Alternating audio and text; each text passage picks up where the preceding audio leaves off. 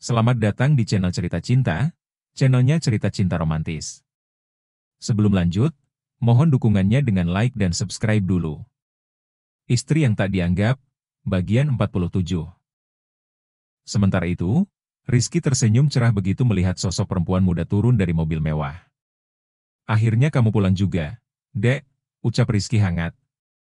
Iyalah, aku kangen sama kakakku yang paling jahil, sahut Ratih sambil memeluknya. Baguslah, jangan kabur-kabur lagi. Siapa yang kabur? Aku itu ngurusin perusahaan bapak sampai ke Amerika, sementara kakak malah milih jadi tukang galon. Astaga, kakak ini memang aneh, ucap Ratih setengah mengejek. Rizky tertawa. Iya, kakak belum siap gantiin posisi bapak. Kakak harus cari istri dulu, yang kuat dan cerdas seperti mama, baru kakak siap memimpin. Tapi cari yang benar ya, jangan karena frustrasi. Dan awas kalau kakak balik lagi ke Fiona. Kalau itu sampai terjadi, jangan panggil aku adik lagi. Ucap Ratih menggeleng pelan, lalu menatap serius.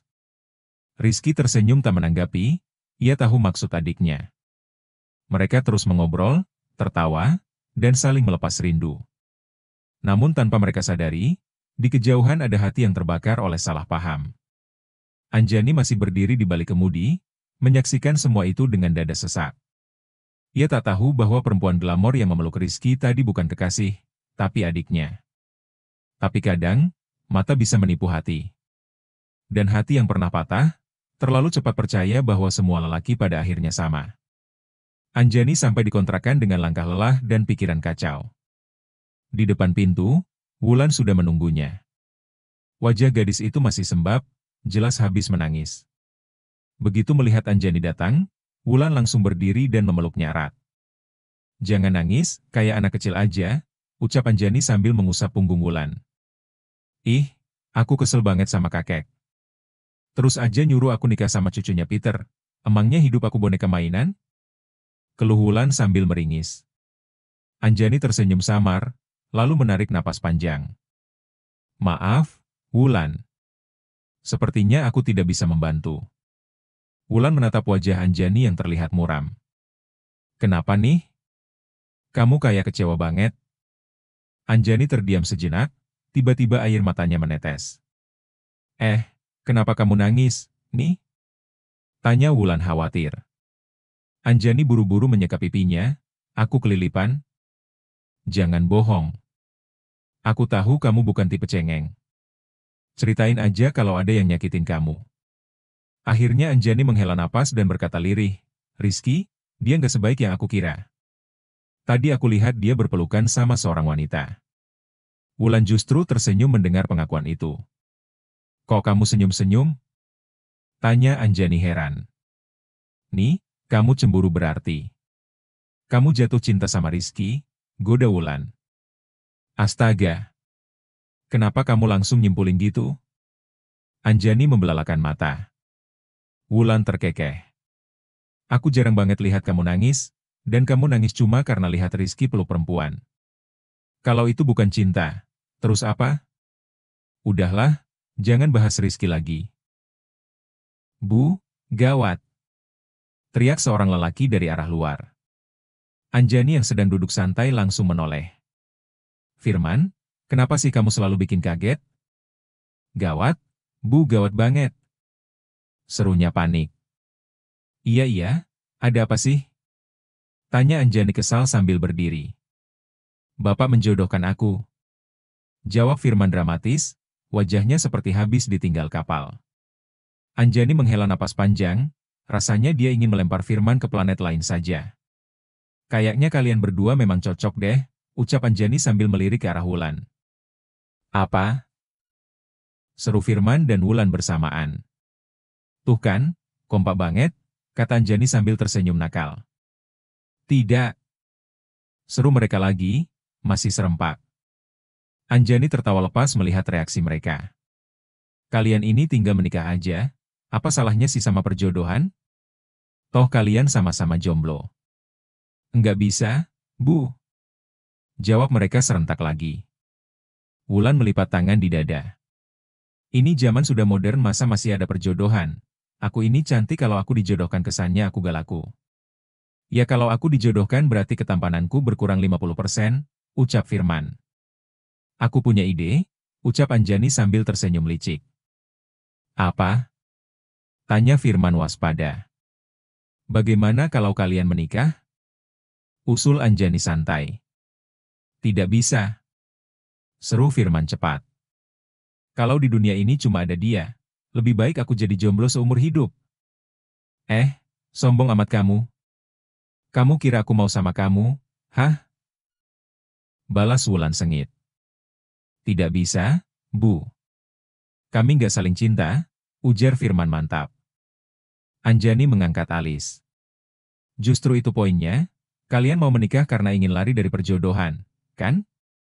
Nah, pernikahan pelarian itu memang nggak perlu cinta. Justru tidak saling cinta adalah syarat utamanya. Firman dan Wulan langsung terdiam. Tatapan mereka saling bertemu, lalu sama-sama berpaling. Dua manusia absurd terdiam dalam dilema. Menikah bohongan adalah solusi dari perjodohan yang bagi mereka. Mereka saling tatap.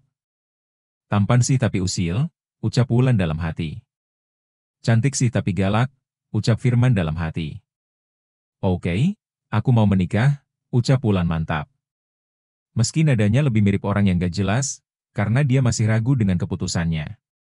Tapi bayangan pria tua akan menikahinya, dia menguatkan tekad untuk menikah dengan Firman.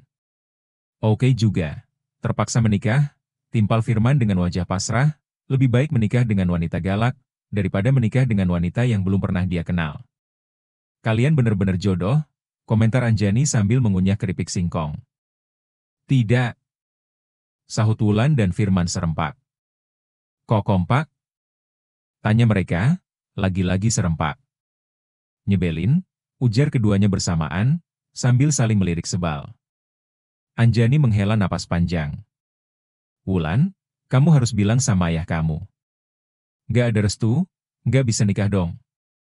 Oh, harus begitu ya? Tanya Wulan polos. Ya iyalah. Potong Firman sok tahu. Kamu diam deh. Bentak Wulan refleks. Galak amat sih, baru juga jadi calon istri, balas Firman sambil manyun. Wulan bolak-balik di depan kontrakan Anjani, seperti ojek online kehilangan alamat. Istri Pak Jamal, Bu Lina, sedang menggendong bayi sambil nyuapin kerupuk ke mulutnya sendiri. Bu Lina ah. Panggil Wulan mendadak. Ada apa, Mbak? Jawab Lina sambil mendekat ke arah Wulan. Wulan mendekat, berbisik penuh rahasia. Mata Lina langsung membulat kayak telur rebus. Buat apa, Mbak? Punya nggak? Bisik Wulan. Ada sih. Wulan nyaris loncat kegirangan. Oke. Aku pinjem, ya. Lina masuk ke dalam. Beberapa menit kemudian, dia kembali dengan tes pack di tangan. Wulan menerimanya seperti menerima surat cinta dari semesta. Matanya berbinar cerah. Terima kasih Mbak adalah penyelamat hidupku, ucap Wulan. Apa rencana kamu, Wulan? Tanya Anjani tiba-tiba, membuat Wulan nyaris menjatuhkan sandal. Ada aja, jawab Wulan nyengir, sok misterius padahal otaknya masih loading. Hei, kamu ikut aku. Seru Wulan sambil menarik lengan Firman. Mau kemana? Jelasin dulu tujuannya, jangan ngajak-ngajak kayak sales asuransi, sahut Firman curiga. Minta restu ke ayah aku, lah. Masa nikah nggak bilang? Jawab Wulan enteng, seolah bilang mau beli tahu bulat. Ayah kamu galak enggak? Tanya Firman mengerutkan kening. Dia ayah yang lemah lembut, penuh kasih, dan sangat pandai menabung. Ucap Wulan tersenyum manis. Gak mau ah, kamu ngomongnya tuh mencurigakan. Jawab Firman mundur satu langkah. Bayangin aja kalau kamu nikahnya sama nenek tua, jelek, dan keriputan. Ucap Wulan mendekat, menatap serius. Kenapa bayanginnya ekstrim banget sih? Tanya Firman langsung panik. Karena orang tua kita sama. Mereka memandang status bukan bentuk wajahnya. Dan aku yakin orang tua kamu punya selera yang jelek sama kayak orang tua aku, kata Wulan percaya diri. 100% jawaban lu benar, ayolah kita ke sana, ucap Firman. Nih aku pulang dulu ya, ucap Wulan sambil mengambil kunci motor dari meja. Ya sudah, pergi sana. Minta doa restu itu penting, biar nikahnya nggak cuma sah di kawah tapi juga sah di hati orang tua, kata Anjani sambil nyuapin cemilan ke mulut sendiri. Wulan dan Firman akhirnya berangkat ke rumah Faris. Anjani hanya tersenyum, melihat dua makhluk absurd itu bersiap seperti mau perang, bukan minta restu nikah. Di jalan, Wulan mengendarai mobil dengan kecepatan sedang. Mobilnya mewah, hasil warisan dari kakek yang kini memblokir semua rekening. Di sebelahnya, Firman duduk santai di jok, baru 500 meter jalan, udah ngorok. Baru juga jalan, udah mimpi? Gumam Wulan melirik kesal. Tanpa ragu, dia injak rem mendadak. Ciit! Suara ban mengerem tajam. Orang gila kutu kupret. Teriak Firman kaget, hampir nemplok ke dashboard. Bisa nyetir nggak sih?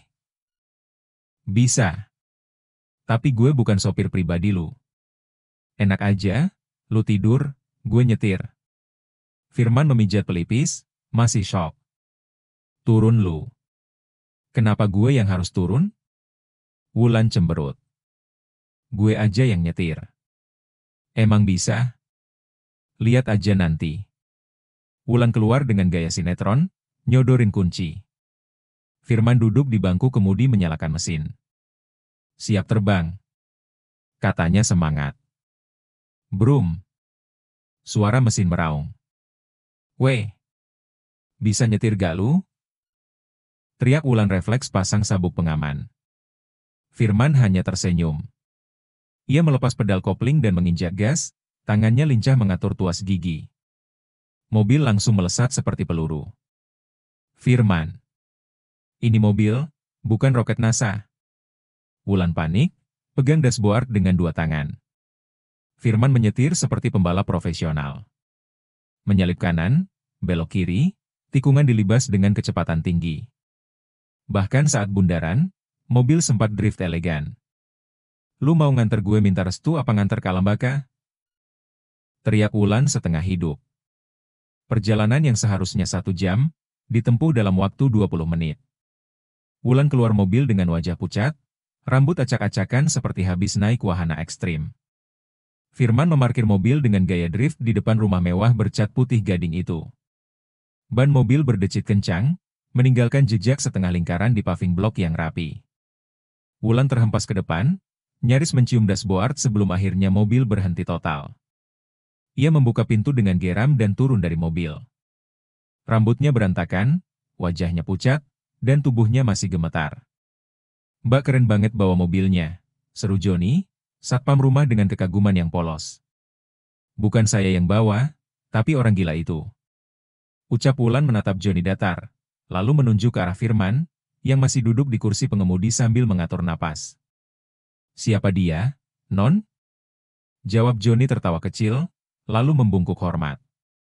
Tamu spesial, jawab Wulan datar. Ia merapikan rambut dengan tangan gemetar, lalu membuka pagar dan menggandeng lengan Firman. Ia menyeretnya ke dalam rumah, tanpa memberi penjelasan lebih lanjut. Di dalam, Faris duduk di ruang tamu dengan wajah penuh tekanan. Matanya langsung menatap tajam ke arah putrinya. Kamu mau buat ulah apa lagi, Wulan? Tanyanya dingin, nadanya tak menyembunyikan amarah yang tertahan. Ya ampun, Papa. Aku ini anak baik, masa selalu dianggap pembuat ulah? Sahut Wulan sambil cengengesan, mencoba mencairkan suasana. Kamu itu mulai berubah sejak dijodohkan sama kakek kamu. Dan kamu tahu, keputusan kakekmu itu gak bisa diganggu-gugat. Percuma kamu ngotot atau buat skenario macam-macam, ucap Faris menghela napas berat. Aku gak mau dijodohkan, ucap Wulan tegas suaranya mulai meninggi. Kamu pikir kakekmu butuh persetujuanmu? Dia cuma kasih kabar, titik. Keputusannya mutlak. Udah ada nama cucu Peter di proposal, ucap Faris membalas dengan tajam. Aku gak bisa menikah sama orang itu karena aku hamil, Pah. Wulan menjelaskan alasan yang sudah dia buat sedemikian rupa. Ruangan mendadak sunyi. Faris membatu, tak percaya dengan apa yang baru saja ia dengar. Kamu bohong, desisnya akhirnya. Terserah Papa. Tapi kalau cucunya Peter tahu aku hamil, papa tahu sendiri kan akibatnya kalau sampai mengecewakan konglomerat setingkat itu? Ujar Wulan santai tapi penuh tekanan. Apa buktinya kalau kamu hamil? Wulan mengeluarkan sesuatu dari saku jaketnya, tespek dengan 2 garis merah tegas. Ia menyerahkannya pelan-pelan kepada sang ayah. Faris menatap alat itu, matanya membelalak. Brak! Tangannya menghantam meja di depannya. Siapa yang menghamili kamu? Teriaknya nyaring. Ini aku bawa orangnya, jawab Wulan sambil mundur setengah langkah. Firman, yang sejak tadi berdiri di pojok ruangan, mencoba menyatu dengan gorden langsung menegang. Bersambung.